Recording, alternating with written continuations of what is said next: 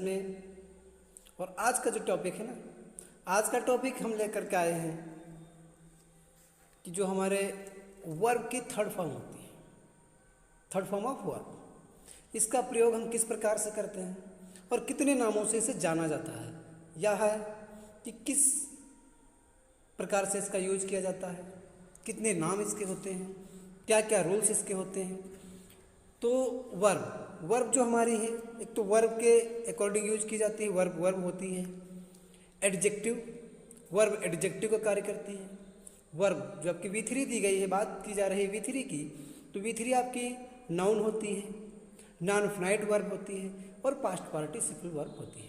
इस प्रकार से हम इसको पांच प्रकार से जो है V3 को हम यूज कर सकते हैं। तो आज का टॉपिक बहुत ही महत्वपूर्ण होने वाला है और इसे आप जो है पूरा देखें, आसानी से समझें। एक बार समझ में ना आए दोबारा देखें, तिबारा देखें, बार बार देखो। और यदि आप इसे समझ गए ना, तो भविष्य में कभी भी आपसे V3 का प्रयोग करने में गलती नहीं होगी। तो आइए आगे देखते हैं विद एग्जाम्पल, और वीडियो को पूरा देखना है। आइए आगे देखते हैं। एज अ वर्ब के प्रकार से वर्ब की तरह जो है V3 कब यूज की जाती है और कहाँ यूज की जाती है। जैसे आपका दिया गया है, सब्जेक्ट लगाओ, सब्जेक्ट के बाद आप हैज लगाओ, हैव लगाओ, हेड लगाओ, कोई भी हेल्पिंग वर्ब लगाओ, प्लस करके V3 लगाओ और अदर वर्ड लगाओ। जैसे आपको दिया गया, वह यहाँ आया है, तो he has come here, he has come here.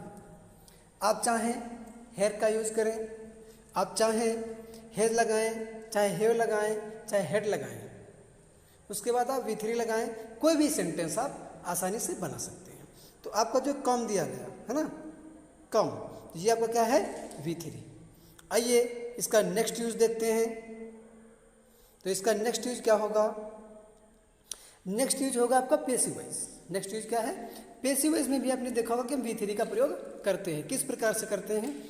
Subject लगाओ, सब्जेक्ट के बाद आप कोई भी हेल्पिंग वर्ब, जैसे आपको दी गई है इज, एम, आर, वाज, वर, है ना, 5 हेल्पिंग वर्ब दी गई। इसमें से आप कोई भी एक हेल्पिंग वर्ब सब्जेक्ट के अकॉर्डिंग लगाना है। उसके बाद आपको जो V3 दिया गया है ना, वर्ब की थर्ड फॉर्म लगाओ, प्लस करके ऑब्जेक्ट लगाओ। जैसे तुम्हें पढ़ाया जाता है, तुम्हें पढ़ाया जाता है, तो यू आर थॉट, तुम्हें पढ़ाया जाता है। नेक्स्ट यूज देखते हैं, ये भी आपका पैसिव वॉइस से है। सब्जेक्ट लगाओ, उसके बाद हैज, हैव, हेड लगाओ, plus been, plus V3, plus other word. जैसे एग्जाम्पल दिया गया, मुझे चुना गया है, मुझे चुना गया है, तो आई हैव बीन सिलेक्टेड, मुझे चुन लिया गया है, मतलब मैं सिलेक्ट हो गया हूँ, है ना। इस प्रकार से आप हैज से या हैव से या हेड से जितने चाहो उतने सेंटेंस आसानी से बना सकते हो और बोल सकते हो। आइए इसका नेक्स्ट यूज देखते हैं। नेक्स्ट यूज हमारा क्या है? V3 एज अ नाउन, जो वर्ब की तीसरी फॉर्म है, जो वर्ब की तीसरी फॉर्म है, उस तीसरी फॉर्म को हम सब्जेक्ट की तरह कब यूज करते हैं? तो क्या है, आपको V3 लगाना है, V3 के बाद आपका इज लगेगा और इज के बाद आपका V3 लगेगा। इस प्रकार से भी आप जो है नाउन के रूप में V3 का प्रयोग कर सकते हैं। जैसे सो गया, गया सो गया, तो गॉन इज गॉन, किया सो किया, तो डन इज डन। इस प्रकार से आप जितने चाहो, एक नहीं 100 सेंटेंस बोलिए। और यदि आप हमारे चैनल पर बने रहेंगे, देखिए, समझिए, करिए, एक्सरसाइज बहुत ज़रूरी है। मैं तो आपको यहाँ पर 2 एग्जाम्पल दे रहा हूँ, आप चाहें तो 10, 20, 50। V3 as a adjective, V3 जो है एडजेक्टिव के रूप में कब प्रयोग किया जाता है? एडजेक्टिव के रूप में कब प्रयोग किया जाता है? जैसे मैं एक निराश लड़की से मिला, तो I met a disappointed girl. आपको बताया गया कि नाउन से पहले किसका प्रयोग किया जाता है? नाउन से पहले किसका प्रयोग किया जाता है? नाउन के आगे या पीछे आपको एडजेक्टिव मिलेगा ही मिलेगा।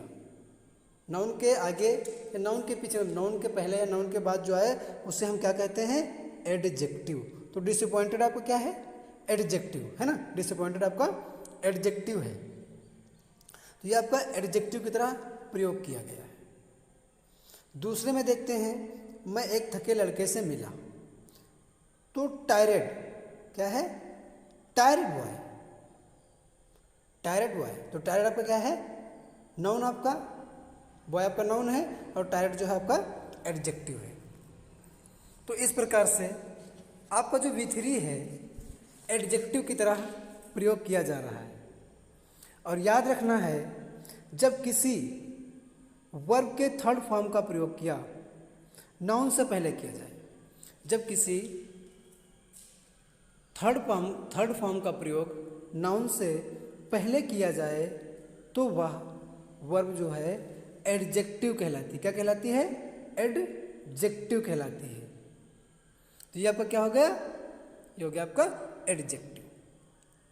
हाँ, यदि आप कोई कहे और इसी V3 को, ये जो आपकी V3 दी गई ना, पास्ट पार्टिसिपल भी कहते हैं।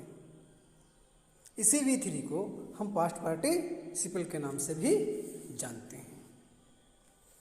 जब सब्जेक्ट के तुरंत बाद, जो वर्ब हमारा सब्जेक्ट के तुरंत बाद आता है, उस वर्ब को हम फिनाइट वर्ब के नाम से जानते हैं। किस नाम से, फिनाइट वर्ब के नाम से जानते हैं। और जो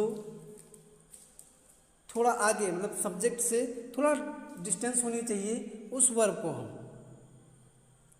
को हम नॉन फिनाइट वर्ब कहते हैं। तो आपका जो टायर्ड है, डिसअपॉइंटेड है, इससे आप एडजेक्टिव कह सकते हैं, एडजेक्टिव कह सकते हैं, V3 कह सकते हैं, पास्ट पार्टिसिपल कह सकते हैं, है ना। तो यही हमारा डिसअपॉइंटेड जो है क्या है, एडजेक्टिव भी है, V3 भी है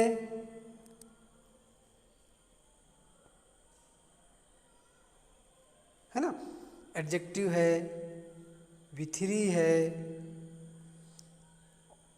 और नॉन फिनाइट है। तो आई होप, मैं आशा करता हूँ कि यह आपके समझ में आया होगा।